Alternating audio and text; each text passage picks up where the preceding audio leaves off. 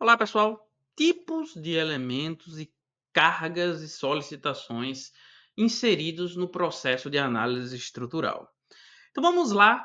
Nesse tópico, a gente vai classificar os tipos de levantamentos de carga, como os elementos se classificam, as forças e solicitações. Isso é extremamente importante para que a gente entenda o processo de levantamento de carga e posterior dimensionamento mais adiante nas disciplinas específicas que vão dimensionar estruturas. Em geral, a classificação dos elementos normalmente são em barras ou fios, folhas ou blocos. Então, ele tem essa classificação meio genérica em termos da sua geometria. Então vamos entender cada um desses elementos. Os elementos de barras ou fios são aqueles elementos lineares, onde uma dimensão predomina sobre as demais. A gente, por exemplo, um exemplo bem claro são os fios, os cabos, os pilares, as próprias vigas, onde uma dimensão é muito maior que as outras duas. Os elementos de folhas, como o próprio nome diz, são elementos mais planares. As cascas e as lajes são elementos que, por definição, duas dimensões desses elementos são muito maior do que a terceira. Por exemplo, nas lajes, a espessura da laje é muito menor do que a sua área superficial. E por fim, a gente tem os blocos, também conhecidos como sapatas e fundações. Nesse tipo de elemento estrutural, nenhuma dimensão é predominante, elas têm proporções semelhantes em relação à sua geometria. Existem, óbvio, elementos que são outros elementos, mas que estão dentro dessas classificações. Por exemplo, em barras e fios existem pilares, pilares de seção variada, pilares inclinados, duplo, pilarete, dentre uma infinidade de elementos que são exclusivos dessas características. Por exemplo, folhas, a gente tem os capitéis, as escadas, as rampas, os furos de uma forma geral, e os blocos, a gente tem os blocos e sapatas como principal representante desses tipos de elementos. Então vamos lá, mas quais são as forças atuantes sobre as estruturas? Isso é bem interessante e legal, porque a partir daí a gente vai começar a conceber. E a gente concebe o problema, dimensiona, encontra como essas estruturas reagem a essas cargas externas. Então, primeiramente, a gente precisa conhecer as forças que atuam nas estruturas, certo?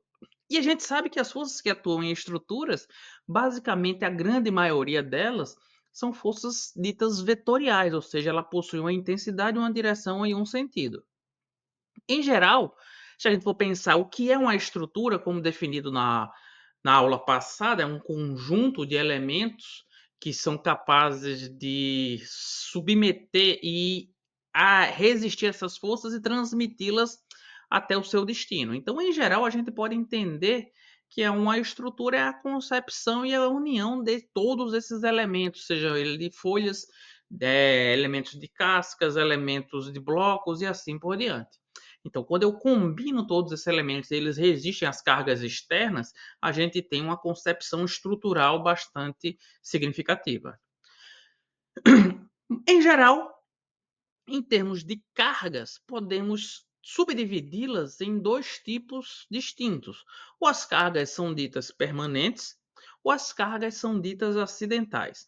De uma forma geral, a gente pode dizer que as cargas permanentes, como o próprio nome diz, ela atua em toda a vida útil da estrutura. Por exemplo, o peso próprio da estrutura é uma carga permanente, certo? Então, as forças que atuam nessas edificações, elas precisam ser conhecidas em termos de intensidade, direção e sentido, para que essa concepção seja coerente. Ou seja, a gente posicione elementos resistentes para suportar aquele caminho de cargas.